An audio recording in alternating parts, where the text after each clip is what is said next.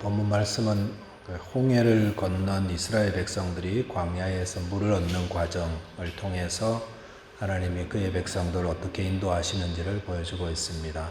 저와 여러분들도 마찬가지죠. 하나님께서 광야를 인도하실 때에 그 인도하심 어떤지를 말씀을 통해서 배우고 또 그래서 하나님 기뻐하는 믿음의 사람 되어야 될 줄 믿습니다. 첫째로 묵상할 내용은 하나님은 우리를 시험하신다라는 것입니다. 시험하시는 하나님에 대한 말씀입니다. 본문 22절에 보면은 모세가 홍해에서 이스라엘을 인도하며 그들이 나와서 수르 광야로 들어가서 거기서 사흘 길을 걸었으나 물을 얻지 못했다라고 했습니다. 근데 이스라엘의 여정을 보여주죠. 홍해에서 홍해를 건넜죠. 그 추격하는 애굽 군대들 하나님이 다 수장시키고 또 큰 승리를 거두고 이스라엘 백성들 모세의 인도를 따라서 수르 광야라는 곳으로 들어가게 되었습니다.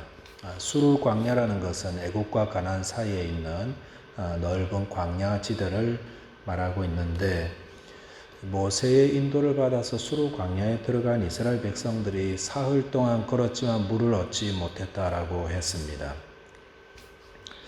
거기까지는 괜찮았던 것 같습니다. 그런데 마라라는 곳에 도착해서 물을 발견했는데 그 물이 쓴물이라 마시지 못한다는 사실을 알게 되었을 때 그들의 그동안에 참았던 것, 또 물을 발견했을 때의 기쁨, 그것은 실망으로 바뀌고 모세를 향한 원망으로 터져 나왔다라는 것이 오늘 본문 말씀입니다. 본문 묵상하면서 그런 질문이 들죠.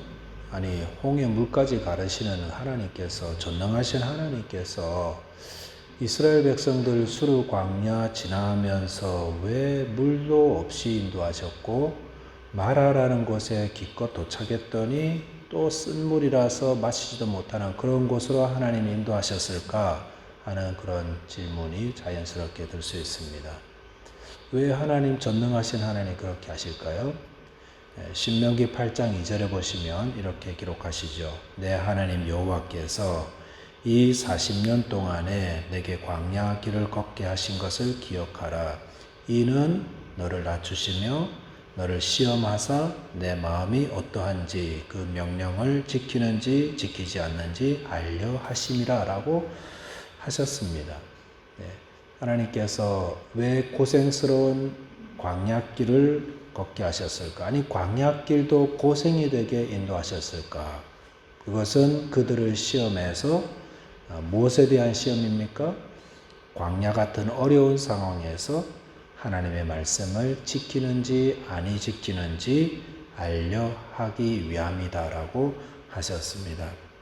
하나님께서 우리를 시험하시거든요. 왜 그러냐면은 우리가 정말로 하나님을 신뢰하는지, 그리고 정말로 말씀을 지키는지 아니 지키는지 알게 하려고 시험을 통과하게 하신다라는 것입니다.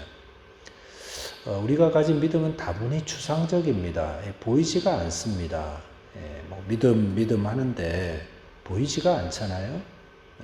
그래서 내 믿음이 얼마만큼 되는가를 아무도 가늠할 수가 없어요. 이게 예배 출석하는 숫자를 가지고 믿음을 점수를 매길 수 있는 것도 아니고 헌금 액수를 가지고 할 수 있는 것도 아니고 봉사를 많이 한다고 이게 믿음의 잣대를 지을 수 있는 건 아니거든요. 그런데 그 흐릿하고 추상적인 믿음이 구체적으로 딱 드러날 때가 있죠. 그것은 바로 시험을 받을 때라는 것입니다. 이 세상에서 세상살이 하시다 보면은 늘 그런 유혹 같은 거 봤죠. 불이한 이익을 얻을 수 있는 그런 기회가 되었을 때, 이거 조금만 거짓말하고, 조금만 좀 타협하고, 조금만 이렇게 진리를 벗어나면 내가 좀 더 많은 이익을 얻을 수 있는데, 믿음으로 살려고 하니까 손해를 보게 된다. 이거 시험이잖아요.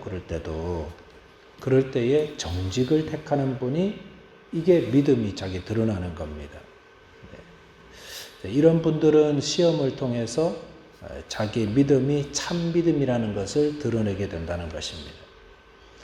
오늘 본문의 이스라엘은 어땠습니까? 그렇지 않았죠.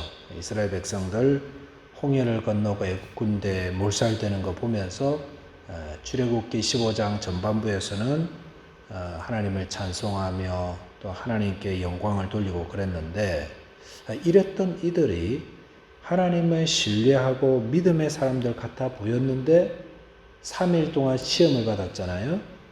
그 시험이라는 것은 3일 동안 물 없는 광야를 걷기, 그리고 마라의 쓴물을 만나기, 이게 시험의 내용이었거든요. 근데 그 시험을 통해서 그들의 믿음의 실체가 드러나 버렸습니다. 그들의 믿음이 얼마나 연약한 것인지, 믿음의 수준이 얼마나 되는지를 시험을 통해서 드러났다는 것입니다. 하나님은 우리에게 시험을 허락하셔서 우리의 믿음의 수준을 드러내어 보여주십니다. 그래서 참 믿음, 정말로 하나님 신뢰하고 말씀대로 따라가는 사람들은 시험이 올 때 하나님 말씀대로 순종합니다. 그리고 하나님을 의지해서 시험을 이겨나가지만, 믿음 없는 사람들은 시험이 올 때에 그저 그냥 바닥에 다 드러나 버리는 거죠. 근데 중요한 것은 하나님이 우리에게 시험하시고 우리의 믿음을 드러내셨을 때 그 다음인 것 같아요. 시험을 통해서 내 믿음이 어떤지를 드러났을 때에, 혹 시험 앞에서 무너지고 낙제했을 때에 우리가 하나님 앞에 어떻게 해야 됩니까? 엎드려야 됩니다. 엎드려야 됩니다. 그리고 도움을 구해야 됩니다. 주님, 제 믿음이 이것밖에 되지 않는군요. 제가 입으로는 주여 주여 하지만은 제 믿음의 실상이 정말 초라합니다. 주님, 저를 불쌍히 여겨주시고 제게 믿음을 더해 주옵소서. 그리고 다음번 시험에서는 제가 믿음으로 승리할 수 있게 해주십시오. 이렇게 포기하지 않는 믿음, 그리고 또다시 주님 앞에 나가서 도움을 구하는 그런 것이 참 중요하다고 생각합니다. 저와 여러분 믿음의 여정에서 끊임없이 시험을 당할 수가 있습니다. 하나님이 우리를 무너뜨리려는 시험이 아니라 우리의 시험이 우리의 믿음의 수준이 어떤지를 드러내어주는, 알려하신다고 그랬잖아요. 알려주시는 거죠, 저와 여러분에게. 그래서 혹시 믿음으로 승리했을 때는 주님의 도움으로 이겼음을 알고 더욱더 믿음으로 살아가시고, 혹 믿음에 낙지했을 때라도 주님의 도움을 구하심으로 다음 시험에서는 꼭 참 믿음으로 승리하여 하나님께 영광 돌리시기를 주님의 이름으로 축원드리겠습니다. 두 번째는 하나님의 뜻에 순종하는 자 되어야 됩니다. 하나님의 인도하심 아래에서 하나님의 인도하심을 받아 늘 순종하는 자로 살아가라는 것이죠. 25절에 보시면은 모세가 여호와께 부르짖었더니 여호와께서 그에게 한 나무를 가리키시니 그가 물에 던지니 물이 달게 되었더라. 거기서 여호와께서 그들을 위하여 법도와 율례를 정하시고 그들을 시험하실세라고 했습니다.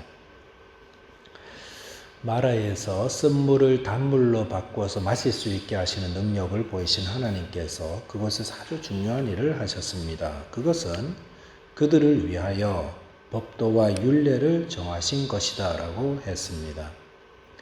하나님께서 쓴물을 단물로 바꾸시는 그 사건, 우리가 보기에는 참 길이길이 좀 기억하고 싶은 그런 사건인데도 하나님께서는 그 사건에 대해서 이런 방구 언급도 하지 않습니다. 그리고 대신에 거기서 법도와 율례를 세워주셨다. 이 무엇을 말할까요? 하나님께서 우리에게 뭘 원하실까? 마라의 쓴물을 단물로 바꾸시는 기적을 베푸셨는데 그때 그 일을 하시고 하나님이 행하신 것은 법도와 율례를 정하신 것이다.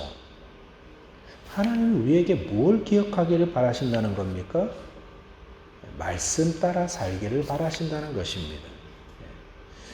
늘 우리에게 물을 제공해 주시는 하나님, 기적을 베풀어 주시는 하나님을 그렇게 기억하는 것도 중요하지만 그것보다 더 중요한 것은 쓴물을 단물로 바꾸시는 하나님의 말씀을 듣고 순종하라. 이것을 말씀해 주시는 것입니다.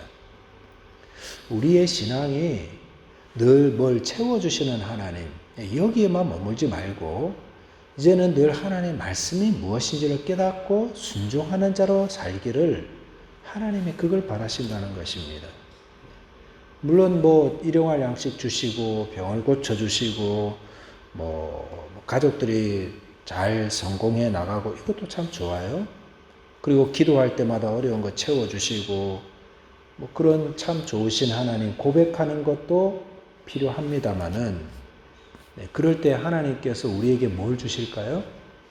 법도와 율례를 주신다는 겁니다. 신앙에는 유치원생 신앙이 있습니다.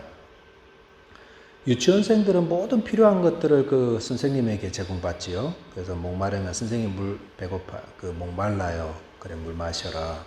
선생님 배고파요. 먹을 거 먹어라. 선생님 졸려요. 이리 와라 자라. 선생님 아파요. 어디 호 불어주고 뭐 밴드지 붙여주고 이게 유치원생이거든요. 우리가 우리 신앙도 꼭 그럴 수가 있습니다. 하나님 배고파요. 일용할 양식 주세요. 채워주시고 목말라요 주님 마실 물 주시고 뜨거워요 주님 구름 기둥 가려주시고 좋아요 다. 그래서 늘 고백하죠. 하나님은 나의 필요한 것들을 다 채워주시는 하나님이라고. 근데 하나님께서 그거 하셨다고 마라에서 기념비 하나 세우지 않으셨습니다. 대신 하나님께서 세우신 것은 법도와 율례를 가르쳐 주시고 정하셨다는 것입니다. 하나님의 그렇게 하시는 이유가 뭡니까? 이제는 먹고 마시고 채워주는 그 기적을 통해서 하나님의 뜻과 하나님의 말씀을 배우고 순종하는 자로 살아가라 라는 것을 말씀하고 있습니다. 이제는 그런 자리에서 좀 자리를 옮겨라. 좀 이렇게 좀 나와라. 이걸 말씀하시는 것입니다. 그래서 26절에도 그렇게 말씀하시죠. 이르시되 너희가 너희 하나님 나 여호와의 말을 들어 순종하고 내가 보기에 의를 행하며 내 계명에 귀를 기울이며 내 모든 규례를 지키면 이렇게 말씀하시죠. 네, 그러면 그 다음에 뭘 어떻게 하신다고요? 내가 애굽 사람에게 내린 모든 질병 중 하나도 너희에게 내리지 아니하리니 나는 너희를 치료하는 여호와의 민이라라고 하였습니다. 이제 순서가 바뀌었어요. 하나님의 법도를 잘 지키면 그 다음은 하나님이 다 채워주시고 인도하시니까 먼저 우리는 무엇을 해야 됩니까? 주님의 말씀 기억하고 주님의 나라, 주님의 의가 어떻게 이루어지는지를 순종하며 살아가는 것.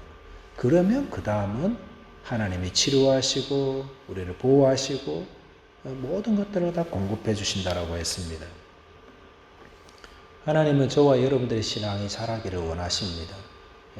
일용할 양식 공급해 주시는 하나님 신뢰하는 것도 참 중요하고 어려울 때 기도해야죠.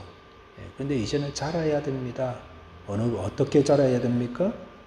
하나님 말씀이 뭘까? 나를 향한 하나님의 뜻이 뭘까? 하나님의 거룩한 백성으로 살아가는 게 어떤 걸까를 말씀을 통해서 배우고 순종해 나가는 것. 그래서 예수님 그러셨죠. 누구든지 나를 따라오려거든 자기를 부인하고 자기 십자가를 지고 나를 따르라 말씀하셨습니다. 이 말씀은 유치원생들이 감당하지 못할 말씀이에요. 유치원생들은 이렇게 하지 못해요. 그러나 이제는 점점 장성한 신앙으로 나아가려면 하나님의 뜻을 통해서 나의 부족한 부분들을 깨쳐나가고 결단하며 주님의 도움을 구할 때에 그럴 때 우리의 신앙은 자라나게 되는 것입니다. 이제 유치원 신앙에서 또 높은 수준으로 나아가는 것. 그리고 그런 성숙한 성도들이 있는 곳에 섬김이 있고 희생이 있고 봉사가 있고 또 인내가 있고 화평의 소식들이 전해오는 것입니다.